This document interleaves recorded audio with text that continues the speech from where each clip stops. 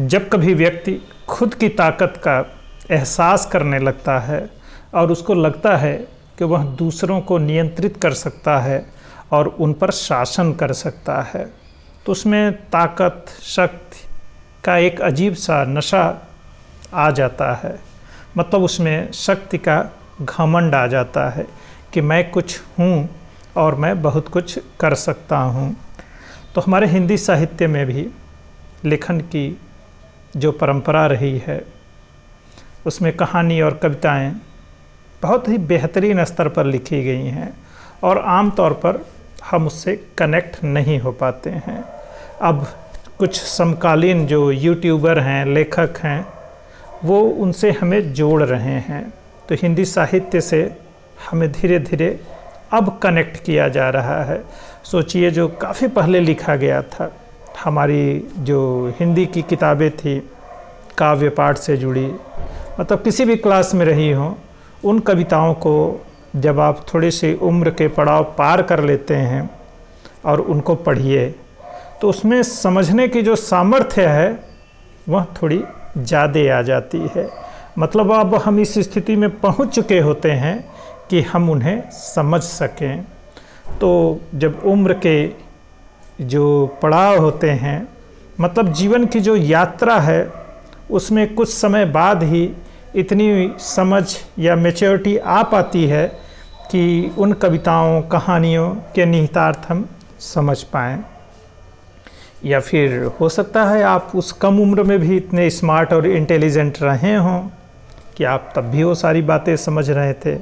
आमतौर पर परीक्षाओं में पास होने के लिए रट के लिख लेना पर्याप्त होता है। तो ऐसे में समझ के स्तर पर वह काम नहीं हो पाता है। और स्कूल, शिक्षक और घर की जो भूमिका है हमारे समाज में, मतलब हमारे भारतीय समाज में, वह परीक्षाओं को पास करने और किसी तरह से सरकारी सेवा में चयनित हो जाने तक सीमित रही है। ऐसे में ज्ञान की जो परंपरा है, जिससे हमें अपने को अपग्रेड करना है, सीखना है, जानना है, आगे बढ़ना है, उसमें हम पिछड़ जाते हैं। तो एक ऐसी घमंड पर आधारित एक छोटी सी कविता है जो हिंदी के मूर्धन्य कवि, लेखक अयोध्या सिंह उपाध्याय हरिऔध जी की रचना है। आइए आपको सुनाते हैं। तो सुनिए। मैं घमंडों में भरा ऐठा हुआ, एक दिन जब था मुंडेर पर खड़ा, आ अचानक दूर से उड़ता हुआ, एक तिनका आँख में मेरी पड़ा।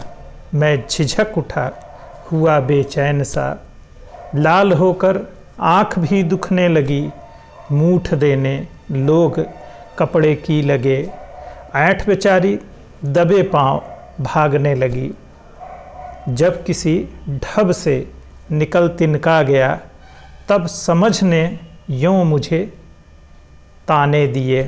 ऐंठता तू किस लिए इतना रहा, एक तिनका बहुत है तेरे लिए।